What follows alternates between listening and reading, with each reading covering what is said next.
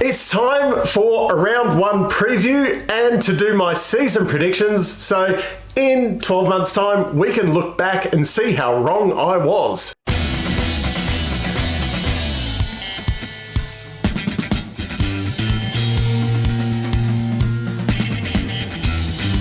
Now, full disclaimer, I am pre-recording this video a week early because I will be attending the Bathurst 12 hour next weekend, which was last weekend when you were watching this. So if anything huge has happened during the week, like Brody Kostecki has joined another team, I have missed it and it's not included in this video. I will cover it somehow at some point if something stratospheric has happened during the week. But into my predictions for the year. These are my top 5 kind of out there predictions for the year, and then we'll get into who I think is going to win the championship and the top 10 getters in that. I'll explain how the tipping competition works for the year, and a bit of a preview for the Bathurst round as well. But so my top 5 predictions for the year is that common sense will prevail and Brody will end up on the grid at some point, at least for some races. If it's not a full season campaign or fully taking over someone's seat, Techno, Tim Slade, look out. It'll be a wild card.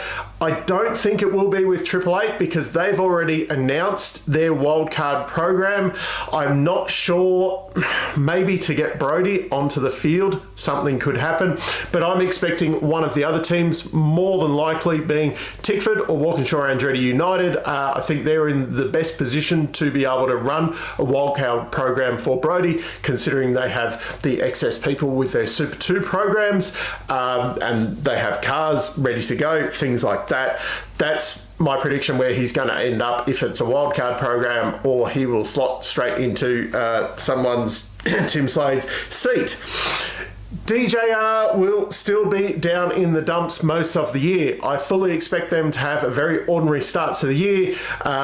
As they've made changes early on in the year, I expect this to ramp up towards the end of the year where they start finding their stride again, but I expect them to be in the dumps. At the start of the year, I don't think that any changes will have elevated them yet.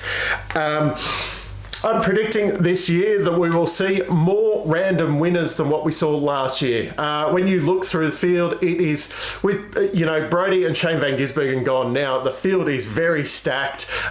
You've got so many guys through the field. You just look, you nearly everyone you could justify saying, or at least every team, you could justify saying at least one of these guys is probably going to take a win at some point during the year. There's probably only Blanchards and maybe Premier that haven't got a driver. Even saying that, Premier, like either of those current drivers or the one possibly coming in, they could easily take a win at some point during this year. So we could have 10 winners by the end of the year.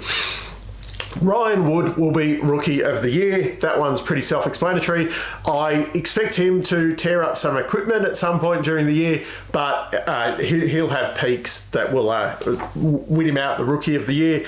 And finally, Blanchards will still occupy the last pit bay most of the year, even with this rolling pit bay thing. They're still going to be last in the Teams Championship. Obviously, the BJR guys still get paired up, so wherever Jaime and Full are finishing, which will drag up the other two. But yeah, the Blanchards will essentially be in that last pit position for the whole year pretty much, unless they have a freakishly good Bathurst, and then they'll find themselves, by the end of the year, they'll be back down the bottom. So here's my top 10 predictions for the year. If you want to enter, I will be running a tipping competition that I usually have each year.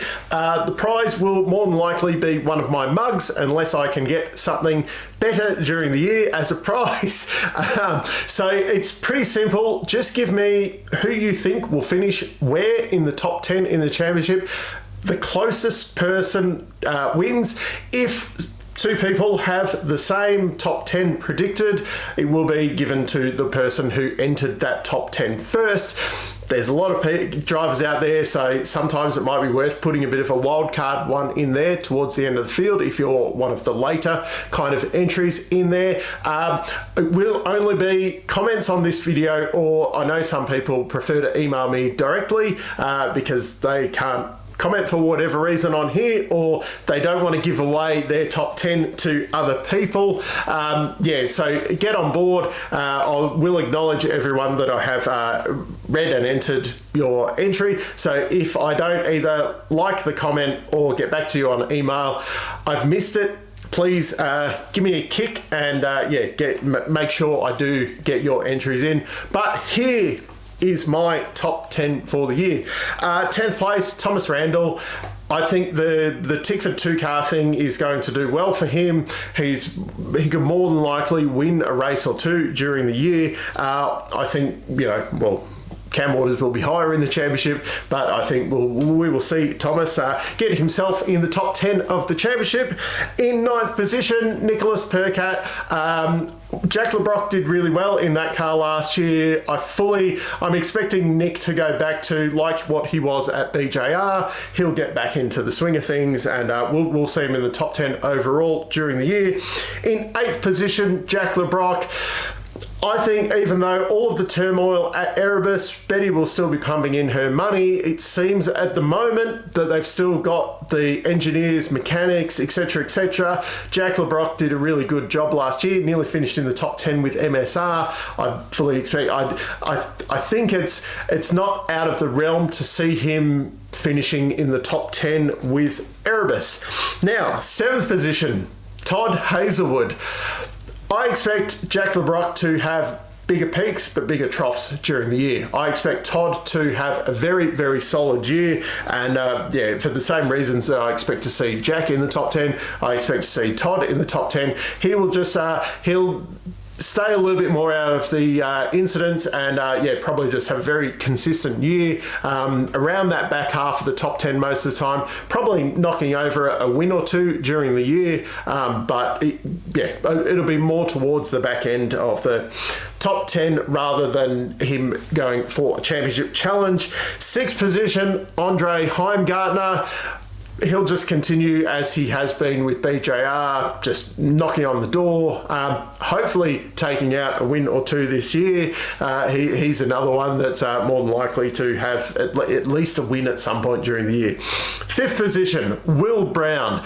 Will was probably a hard one. He only finished 5th last year at Erebus when they had the best car. I expect everyone to more competition this year. Granted, he's at 888, but I'm expecting it to be a lot tighter this year, and I've got his teammate rated higher. It's hard to put him higher with the guys that are up in front. So Will, 5th position. 4th, Matt Payne. He was outstanding last year. He's won a race now. I just expect him to go strength to strength. The team will be more focused on him because Dave Reynolds has gone now. I expect him to have the upper hand on Richie Stanaway, and him too. It won't be a championship challenge, but he's going to be in the fight, and I expect him to take multiple wins during the year, much like I can see him doing like what Brock Feeney did last year, and nearly get himself into the championship fight. Now, the top 3. This was a hard one. We're splitting hairs a bit though with these 3, but I had to put them in an order. So in 3rd, Cam Waters. I think Tickford is just going to go from strength to strength, dropping back to 2 cars. Cam Waters, he's going to be in the championship fight. He'll have multiple wins. He's going to have a really good year.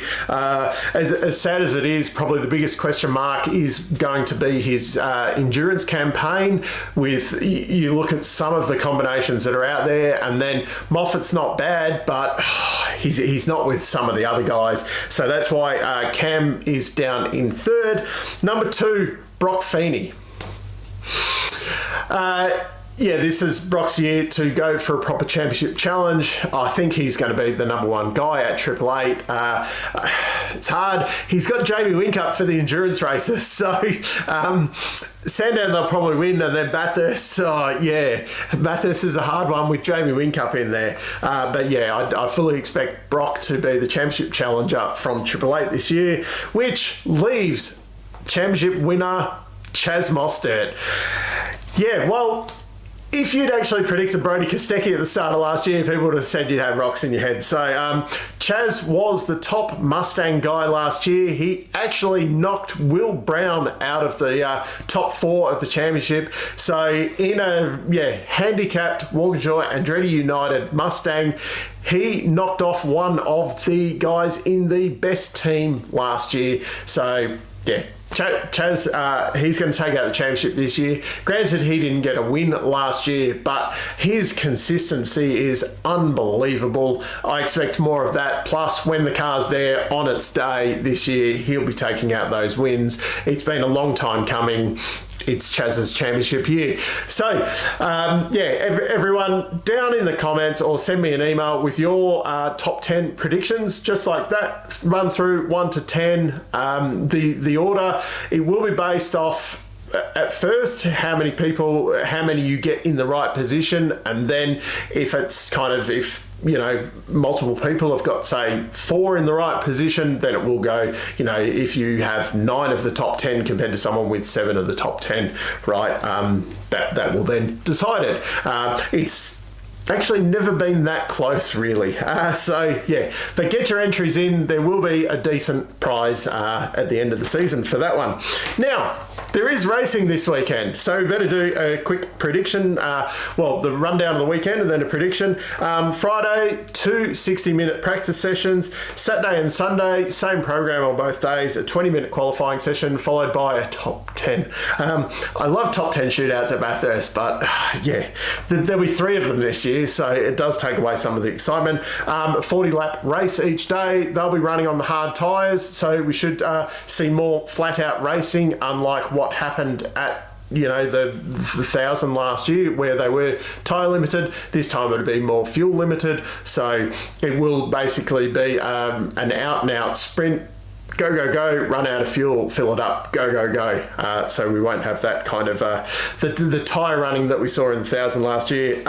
My prediction for the weekend is Feeney and Hazelwood to take out a win each. Both Triple Eight and Erebus were the guys to beat there last year. I expect them to carry over their setups. There wasn't massive changes to the Camaro over the off-season, while the Mustang was changed a bit again, so I expect just the Camaro guys have probably got a little bit of data that they can work off from last year, where the Mustang guys are more starting from scratch. So I expect them just to have a little head start, at least for this round or the next few. But then I do expect Payne, Mostert, Cam Waters to be the guys nipping on their heels for those wins over the weekend. So down in the comments, enter the competition. What's your predictions for the weekend? And I expect that we've now seen the DJR, Newlon, Tickford liveries as well. Let me know what you think of those. I might have covered them in shorts, but I've been away at the 12-hour for the weekend, so I've pre-recorded this like 2 weekends before now. So there could have been all sorts of news. We could have Brodie Kostecki in the field, like who knows? But until next time, I'm still Dave, and I'll catch you later.